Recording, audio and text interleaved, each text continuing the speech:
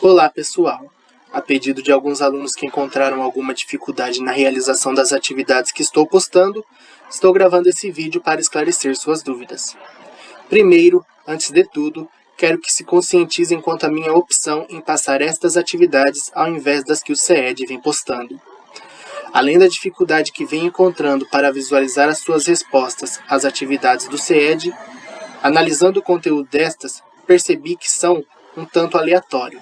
Sim, respeitam as indicações do PTD do colégio, mas é uma variação de conteúdos tão grande que acabam por misturar algumas matérias com outras. Por isso, optei por passar esse conteúdo específico. Por isso, me preocupei em preparar todo esse material, não só com atividades, mas também com teoria. A parte mais importante deste material é que vocês entendam a teoria. Por isso, por mais difícil que seja a situação em que estamos, tendo de ensinar e de aprender fora de uma sala de aula, peço-lhes que se esforcem. Evitem buscar respostas prontas da internet só para alcançarem a dita resposta certa. As atividades são de raciocínio. Elas foram elaboradas de modo que os faça pensar no texto e, consequentemente, os faça compreender o conteúdo estudado. Então, se tem dúvidas, me procurem. Não estamos em sala de aula, mas ainda sou seu professor e a minha função é lhes ensinar. Pois bem, vamos ao conteúdo que estamos trabalhando e ao verdadeiro objetivo deste vídeo, que é esclarecer suas dúvidas. Vocês vêm estudando a literatura, seja brasileira ou seja portuguesa, desde o primeiro ano do ensino médio. Por isso, logo de início, eu disponibilizei esse quadro com os períodos literários do Brasil e de Portugal. Guardem-no, ele poderá lhe ser útil futuramente. Além de listar as escolas literárias, você ainda tem o período histórico e alguns apontamentos e autores para situá-los.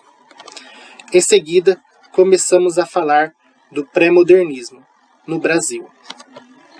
Partindo do princípio que vocês tenham estudado as escolas literárias anteriores nos outros anos, optei em partirmos dessa, pois é ela quem consta tanto no PDT quanto no livro didático de vocês. Resolvi começar apresentando o conteúdo por um texto, de modo que ele os ajude a contextualizar este período. Como imagino o municipal amanhã? É uma crônica do jornalista carioca João do Rio, publicada em 1911.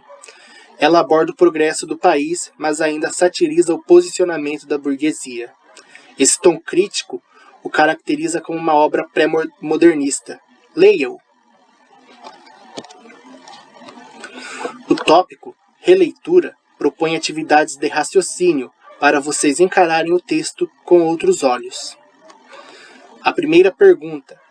Embora tematize o progresso, descrevendo o processo de urbanização das cidades no início do século XX, o texto deixa transparecer algumas ideias em voga, sobretudo no século XIX, que foram essenciais para movimentos literários anteriores, como o realismo e o naturalismo. Localize nos 3 primeiros parágrafos algumas dessas ideias, relacionando-as àquelas correntes de pensamento, positivismo, evolucionismo, determinismo. Essa é uma pergunta pessoal. Portanto, qualquer resposta que você der e que possa ser comprovada é válida. Para entenderem-na melhor, sugiro que pesquisem sobre o realismo e naturalismo. Tem um site, toda a matéria. Aqui vocês encontram explicações resumidas sobre essas escolas e também sobre essas correntes de pensamento, o positivismo, o evolucionismo e o determinismo. Essas correntes de pensamento serviram de base para as ideias do realismo e naturalismo. A atividade pede que vocês identifiquem no texto em questão alguma passagem ou até palavra que remeta a uma dessas linhas de pensamento. Portanto, sugiro que se informem sobre as ideias dessas linhas de pensamento e, ao lerem o texto, tentem relacioná-la com essas ideias. A segunda atividade. No segundo parágrafo, João do Rio expõe alguns exemplos que lhe servem para afirmar que o povo paulista tinha mesmo motivos para ter orgulho de si. Quais fatos históricos o autor usa como argumentos? Esta é uma atividade de interpretação.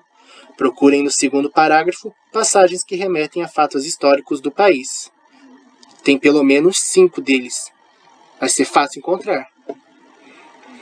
A terceira, a metonímia é uma figura de linguagem bastante presente na composição desse texto, como se vê em O Paulista Bandeirante. Cite exemplos de sua utilização, procurando explicar os efeitos de sentido que produz. A metonímia, como eu expliquei nesse pequeno quadradinho, é uma figura de linguagem. É um recurso utilizado para substituir um termo por outro com que tenha uma relação. No caso de Paulista Bandeirante, a gente possui o representante pelo movimento. Paulista Bandeirante refere-se ao movimento dos bandeirantes nas descobertas do Brasil, do interior do Brasil. No texto, ainda há mais exemplos de metonímia. O trabalho de vocês é encontrar alguma outra e explicar o efeito de sentido, como eu acabei de fazer. Quarta atividade. O autor sugere que o fato noticiado será recebido de forma diferente por pessoas que fazem parte de classes sociais distintas. Em que parágrafos essa diferença social aparece de forma mais explícita? Justifique sua resposta. Essa também é outra atividade de interpretação. Em qual parágrafo ou parágrafos há uma evidência maior dessa desigualdade social? Explique por quê. Sugiro olharem no parágrafo que fala sobre a reação tanto da burguesia quanto do proletariado à construção do novo prédio. 5. Ao final, o texto configura-se como uma homenagem ao responsável pelo projeto do prédio público a ser inaugurado. A. Que prédio é esse e quem é seu idealizador? Esta é fácil. Leia o texto e encontrará a resposta. B. Que conceito ou imagem do artista e de seu papel na sociedade o autor apresenta nos 4 parágrafos finais do texto. Interpretação novamente. Que imagem o autor do texto constrói ao falar do idealizador do prédio?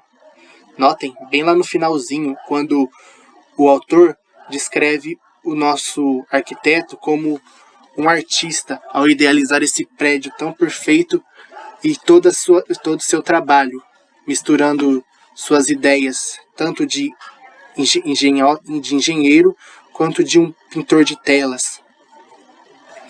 Para encerrar esse estudo, um breve comentário sobre o texto lido e o período que iremos estudar.